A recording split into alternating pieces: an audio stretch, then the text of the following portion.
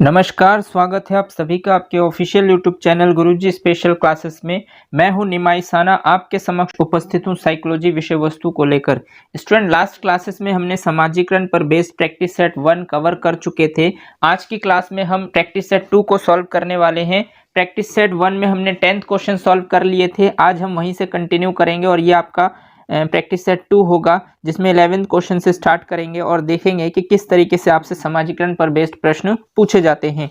तो देखिए, बालक के समाजीकरण की प्रक्रिया कब प्रारंभ होती है, यानी कि जो बालक का समाजीकरण है, ये जो प्रोसेस है ये कब प्रारंभ होता है। ऑप्शन ए है जन्म के 3 वर्ष बाद, ऑप्शन बी है जन्म से, ऑप्शन सी है किशोरावस्था में और ऑप्शन डी है वयस्क होने के बाद। तो क्या आप बता सकते हैं कि बालक के जो समाजीकरण की प्रक्रिया है वो कब प्रारंभ होती है। तो स्टूडेंट, जब हम समाजीकरण टॉपिक पर डिस्कशंस कर रहे थे तब मैंने आपको बताया था कि जो समाजीकरण का प्रोसेस होता है वो कब प्रारंभ होता है और कब समाप्त होता है। तो आपने जाना होगा कि जो समाजीकरण का प्रोसेस है वो जन्म से लेकर मृत्यु तक चलने वाली एक प्रक्रिया है। तो बच्चे का जो समाजीकरण होता है, बालक का जो समाजीकरण होता है वो कब से प्रारंभ होता है, तो जन्म से ही बच्चे का समाजीकरण प्रारंभ हो जाता है। इसका मतलब ये है कि इस 11th क्वेश्चन का राइट आंसर है ऑप्शन नंबर बी, जन्म से बच्चे का समाजीकरण की जो प्रक्रिया है वो प्रारंभ होती है। नेक्स्ट क्वेश्चन पर आगे बढ़ते हैं और देखते हैं 12th क्वेश्चन आपसे क्या पूछ रहा है। तो समाजीकरण की प्रक्रिया में उन डैश को प्राप्त किया जाता है जिन्हें समाज में महत्व दिया जाता है, यानी समाजीकरण की प्रक्रिया में उन डैश को प्राप्त किया जाता है, यानी कि जब आप समाजीकरण की प्रक्रिया करते हैं तो आप उसमें से क्या प्राप्त करते हैं जिन्हें समाज में महत्व दिया जाता है। तो ऑप्शन है समाज के मानकों को, या फिर मूल्यों को, या फिर विश्वासों को, या फिर ये सभी को। तो देखिए, जब आप समाजीकरण की प्रक्रिया में उन सभी चीज़ों को प्राप्त करते हैं जिन्हें समाज में महत्व दिया जाता है, तो समाज में महत्व किसको दिया जाता है, मानकों को दिया जाता है। समाज में महत्व किसको दिया जाता है, मूल्यों को दिया जाता है। और समाज में महत्व विश्वासों को भी दिया जाता है। इसका मतलब इस क्वेश्चन का जो राइट आंसर हो जाएगा वो आपका 4th ऑप्शन होगा, ये सभी। तो समाजीकरण की प्रक्रिया में मानकों, मूल्य एवं विश्वासों को प्राप्त किया जाता है जिन्हें समाज में महत्व दिया जाता है। इसका मतलब इस क्वेश्चन का राइट आंसर है आपका ये सभी।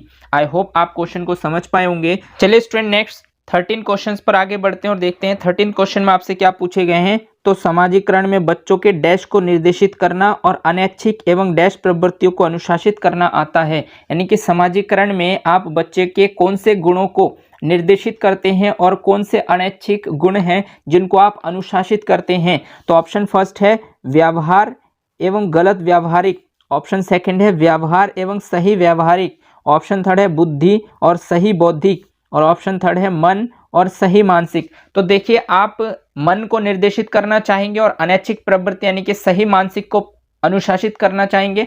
तो मन और सही मानसिक यानी दोनों ही पॉजिटिव है, और यहाँ पर पहले वाले पर तो आपका पॉजिटिव वर्ड आएगा और दूसरे वाले पर एक नेगेटिव वर्ड आएगा, क्योंकि नेगेटिव वर्ड को आप क्या करना चाहेंगे, अनुशासित करना चाहेंगे, और जो पॉजिटिव वर्ड है उसको आप निर्देशित करना चाहेंगे, यानी कि उसको सही ठहराएंगे या उसको डायरेक्शन देना पसंद करेंगे। तो इसका मतलब मन और सही मानसिक यानी दोनों ही ऑप्शन पॉजिटिव है, तो ये ऑप्शन 4th नहीं हो सकता।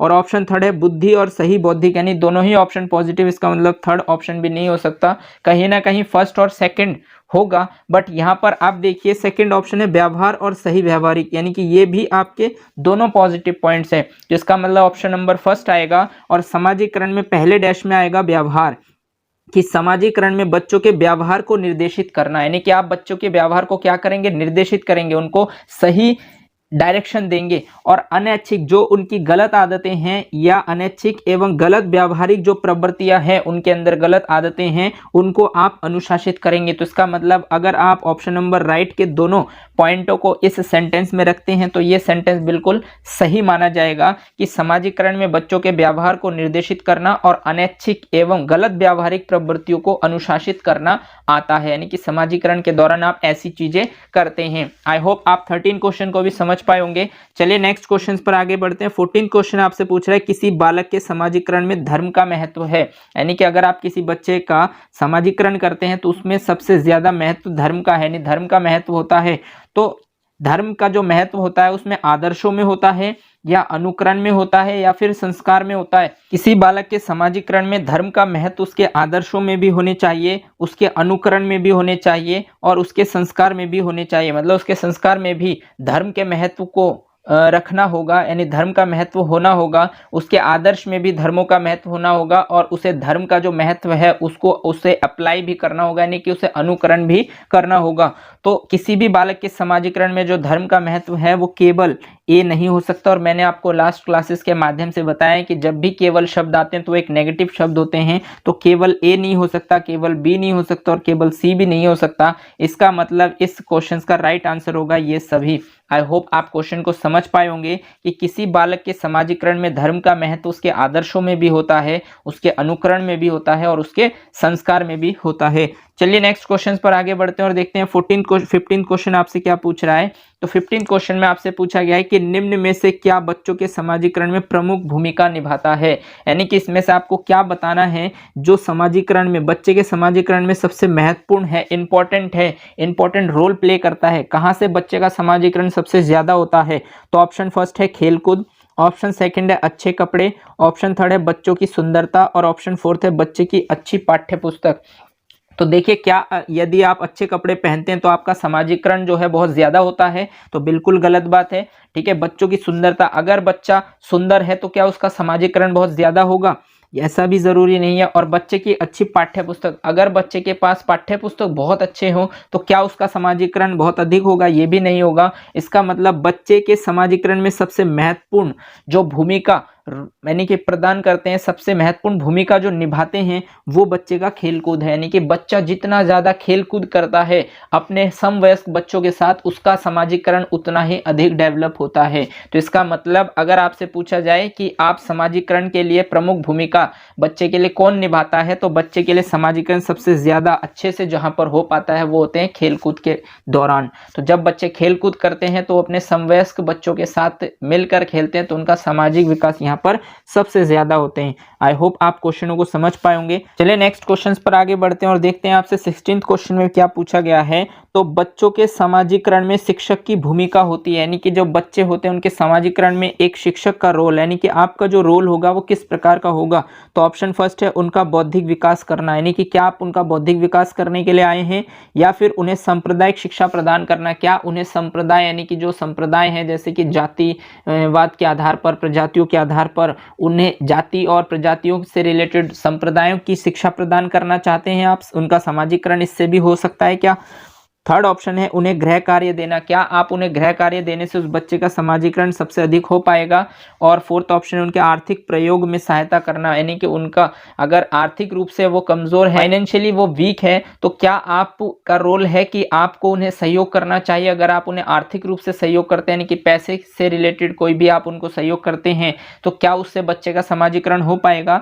तो देखिए, आप एज अ टीचर आपका जो रोल है, अगर आप बच्चे का समाजीकरण करना चाहते हैं तो ना तो आप उन्हें आर्थिक प्रयोग में सहयोग करेंगे और ना ही आप उन्हें सिर्फ गृह कार्य देने से उनका समाजीकरण होगा, और ना ही उन्हें सांप्रदायिक शिक्षा प्रदान करने से उनका समाजीकरण होगा। क्योंकि संप्रदाय से रिलेटेड जब आप ज्ञान देंगे तो उससे उसका समाजीकरण नहीं होगा, उससे संप्रदाय से रिलेटेड नॉलेज उसके बढ़ पाएंगे बट उसका समाजीकरण नहीं होगा। हो सकता है उसके अंदर और भेदभाव की भावना आ जाए। तो इसका मतलब बच्चे के समाजीकरण में जो शिक्षक की भूमिका होती है उनका बौद्धिक विकास करना, यानी कि उनका मेंटल डेवलपमेंट करना टीचर का रोल होता है। यानी कि टीचर सिर्फ बच्चे का मेंटल डेवलपमेंट कर दे, उसका मानसिक विकास कर दे, बाकी चीजें उसके हाथ में है कि उसको जब सही और गलत का अंदाजा हो जाएगा, यानी कि जब आप उसका मानसिक विकास इतना कर देंगे कि उसे सही और गलत का फर्क महसूस हो जाएगा, पता चल जाएगा, तो उस बच्चे का समाजीकरण अधिक से अधिक हो पाएगा। तो इसीलिए समाजीकरण में, बच्चों के समाजीकरण में टीचर का रोल होता है उनका बौद्धिक विकास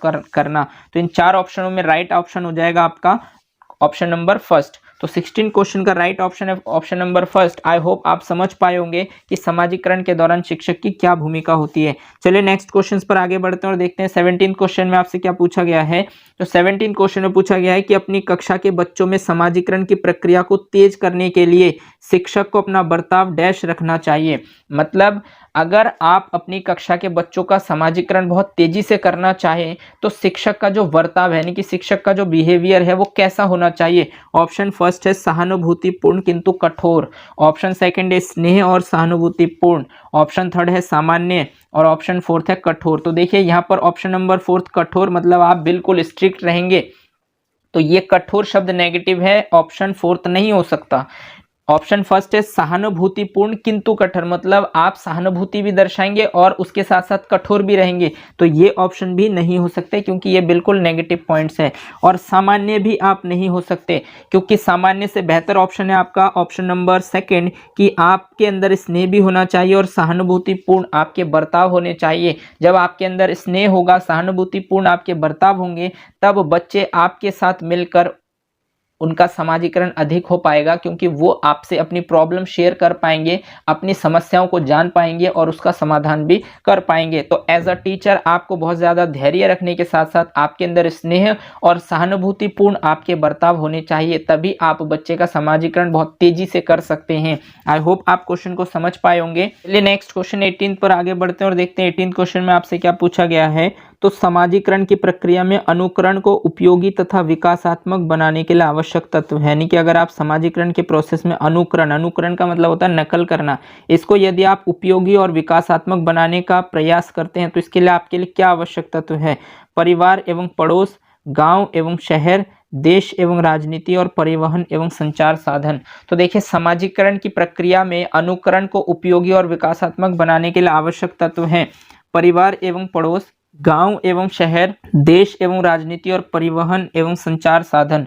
तो आपके लिए क्या हो सकता है, देखिए आपका जो समाजीकरण की प्रक्रिया में अनुकरण को उपयोगी और विकासात्मक बनाने के लिए जो आवश्यक तत्व है, यानी कि यहाँ पर जो आपका समाजीकरण के प्रोसेस में जो अनुकरण सबसे ज़्यादा करता है वो आप परिवार से और पड़ोस से सीखते हैं, ना कि आप गाँव और शहर से अनुकरण करते हैं सबसे पहले, और ना ही आप देश और राजनीति से करते हैं, और ना ही आप परिवहन एवं संचार साधन से करते हैं। यदि आप अनुकरण करते हैं समाजीकरण के प्रोसेस में तो सबसे ज़्यादा अनुकरण आप अपने परिवार के लोगों के जो भी वार्तालाप होते हैं उनका आप अनुकरण करते हैं, और उसके बाद आप अपने पड़ोस में सबसे पहले जाते हैं। तो सबसे ज़्यादा समाजीकरण की प्रक्रिया में अनुकरण को उपयोगी और विकासात्मक बनाने के लिए आवश्यक तत्व है परिवार एवं पड़ोस। तो इस क्वेश्चन का राइट आंसर हो जाएगा आपका ऑप्शन नंबर 1। चलिए आगे बढ़ते हैं और देखते हैं 19th क्वेश्चन में आपसे क्या पूछा गया है, और ये आज के प्रैक्टिस सेट का लास्ट क्वेश्चन है स्टूडेंट्स। आप अपनी कक्षा के बालकों में समाजीकरण की प्रक्रिया को तेज करना चाहते हैं, तो इसके लिए आप निम्नलिखित में से कौन सा कदम उठाएंगे। यानी आप अपनी कक्षा के बालकों में समाजीकरण की प्रक्रिया को तेज करना चाहते हैं। मान लीजिए कि आपकी कक्षा में बालक है और उनकी सामाजिक प्रक्रिया बहुत तेज गति से हो, तो इसके लिए आप कौन सा कदम उठाएंगे। ऑप्शन फर्स्ट है बालकों को स्कूल की परंपराओं से परिचित कराएंगे। क्या आप बालकों को जो भी स्कूल की परंपराएं हैं, जो भी इसके रूल्स है, इससे परिचित कराएंगे। या ऑप्शन बी है बालकों में सामाजिक आदर्श स्थापित करेंगे, या जो सामाजिक आदर्श होते हैं यानी समाज को महत्व देने के लिए जो भी नियम है क्या उसके बारे में आदर्श स्थापित कराएंगे, यानी कि उसके बारे में जानकारी प्रदान कराएंगे और उनके बिहेवियर में चेंज करेंगे। ऑप्शन सी है बालकों को समाज में प्रचलित मान्यताओं के विषय में जानकारी देंगे, या फिर जो आपके समाज में जो भी मान्यताएं हैं, जो प्रचलित मान्यताएं हैं, उनके बारे में बालकों को आप जानकारी देंगे। तो बताइए कि आप अपनी कक्षा के बालकों में समाजीकरण की प्रक्रिया को तेज करना चाहते हैं, इसके लिए आप इन 3 ऑप्शनों में कौन सा कदम उठाएंगे। तो ऑप्शन फर्स्ट है केवल ए। तो देखिए केवल ए तो नहीं हो सकता क्योंकि तीनों ही ऑप्शन पॉजिटिव है, और सिर्फ ए और बी भी नहीं हो सकते क्योंकि सी भी अच्छा है पॉइंट, और बी एवं सी ये भी नहीं हो सकते क्योंकि ए भी अच्छा पॉइंट्स है कि आपको बालकों की स्कूल की परंपराओं से परिचित कराना चाहिए, बालकों के अंदर सामाजिक आदर्श स्थापित करने चाहिए, मतलब समाज के लिए क्या सही है और क्या गलत है, इस तरीके के जो भी आदर्श नियम है वो भी उनको जानकारी होने चाहिए, और बालक को समाज में प्रचलित मान्यताओं के विषय में भी जानकारी देंगे। तो इसका मतलब आप सिर्फ बी एंड सी भी नहीं करेंगे क्योंकि ए भी सही पॉइंट है। इसका मतलब जब तीनों ही पॉइंट सही है तो इस क्वेश्चन का राइट आंसर है ये सभी। आई होप आप क्वेश्चन को समझ पाए होंगे स्टूडेंट्स। जो हमने समाजीकरण से रिलेटेड जो प्रश्न आपसे बन सकते हैं वो इसी तरीके से बनते हैं, और ये कई पेपरों में आ चुके हैं जिनका हम कलेक्शन लेकर आए थे। आई होप आप समझ पाए होंगे कि समाजीकरण को पढ़ने के बाद उस पर आधारित प्रश्न किस तरीके से बनते हैं। मेरा मानना यह है कि आपको ये पता चल जाए कि हमें टॉपिक में क्या पढ़ना होता है और उससे रिलेटेड प्रश्न किस तरीके से बनते हैं। इसके बाद स्टूडेंट्स हम नेक्स्ट टॉपिक लेकर आएंगे, नेक्स्ट सेट लेकर आएंगे जो यूपी टेट स्पेशल के नाम से होगा, जो यूपी टेट में आए हुए प्रश्न होंगे उनको देखेंगे, और इस तरीके से आपका ये समाजीकरण टॉपिक भी कंप्लीट हो जाएगा। तो आज के लिए बस इतना ही। अगर आपको ये क्लास अच्छी लगी हो तो इसे लाइक कीजिए, अपने दोस्तों के साथ शेयर कीजिए ताकि वो भी इस क्लास का अधिक से अधिक लाभ ले सके, और अगर आपने चैनल को सब्सक्राइब नहीं किया है तो चैनल को सब्सक्राइब कर लीजिए लीजिए और बेल आइकन को भी प्रेस कर दीजिए, ताकि इसी तरीके के बेनिफिशियल वीडियो जब भी मैं आपके लिए बनाऊं तो आपको टाइम टू टाइम नोटिफिकेशन मिलते रहें। धन्यवाद। जय हिंद।